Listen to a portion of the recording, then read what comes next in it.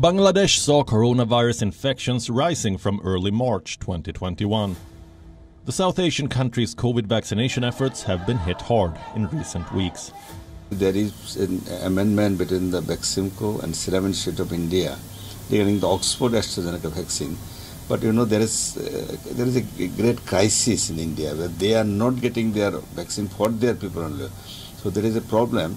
So our government is trying to get the vaccine from different sources.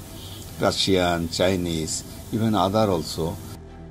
Bangladesh is now struggling to procure Oxford AstraZeneca vaccines from alternative sources. Estimates indicate that the current stocks do not cover the second doses of 1.5 million people who have received their first Oxford AstraZeneca jab. The country had earlier signed a deal with India to purchase 30 million doses of the Oxford AstraZeneca vaccine, manufactured by the Serum Institute of India. It has so far gotten only 7 million in 2 installments, as well as a gift from India of 3.2 million doses. In addition to getting vaccines from India, the government is making strong diplomatic efforts to get the cooperation of China, Russia or the United States. But still, it is a fairly long process. The common people is quite worried. Doctors are also repeatedly urging the government to meet the shortage. This is the 250-bedded TB hospital at Chiamoli in Dhaka. Named as the first one-stop service center for tuberculosis patients in Bangladesh. This hospital is currently a vaccination center for COVID-19. We have completed first dose in our hospital, 12,395, and second dose completed 10,555. Till now, Bangladesh has been able to fully vaccinate 2.4% of its population.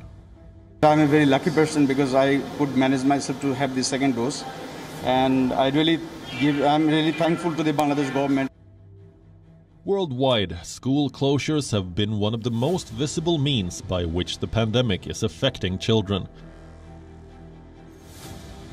In Bangladesh, around 42 million children continue to be affected by this, leaving students with little choice but to rely on remote learning. However, not all students have access to digital technology.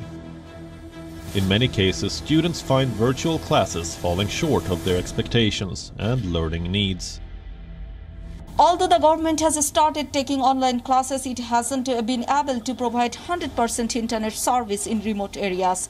The cost of internet is also a big fact. The government didn't provide any subsidy in this sector. Meet Nazifa Saman, a student of Class 8. She is annoyed and frustrated with the online learning process. Nafisa is tired of sitting at home and wants to go back to school.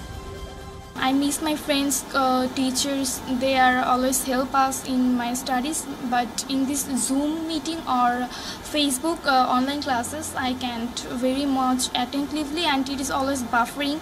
That's why I can't study much attentively.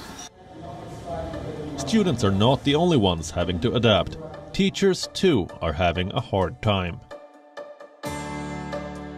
Rajaram Paul Chowdhury is an English teacher at Gulshan Model High School and College in Dhaka. The school has been shut since the lockdown was announced, so he, along with his students, shifted to a virtual mode of teaching and learning.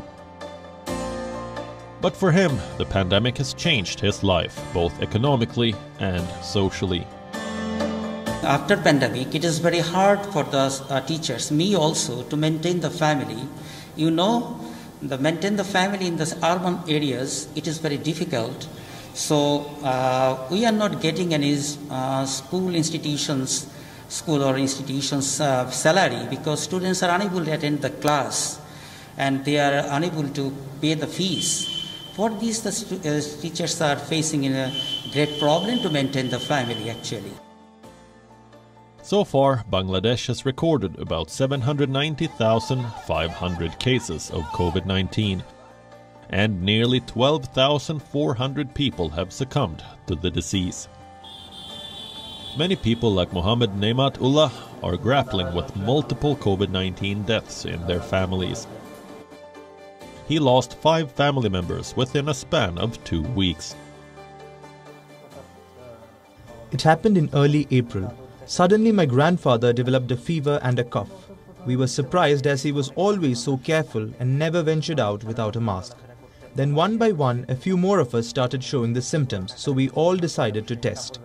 The first 4 or 5 days were not so bad, but then things took a turn for the worse. We had to take my grandfather to the hospital. We tried our best to save him, but he left us. My grandmother also became seriously ill, and the saddest part is, we couldn't inform her about her husband's death. Then my grandmother's son died, her daughter died, her daughter's husband also died. It was terrible. Bangladesh recorded the highest daily new cases of 7,626 on April 7th and the highest number of deaths of 112 on April 19th.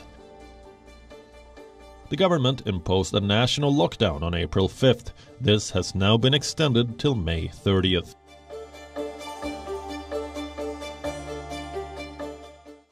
It is important to remember that the fight against coronavirus will not be won until every country in the world can control the disease.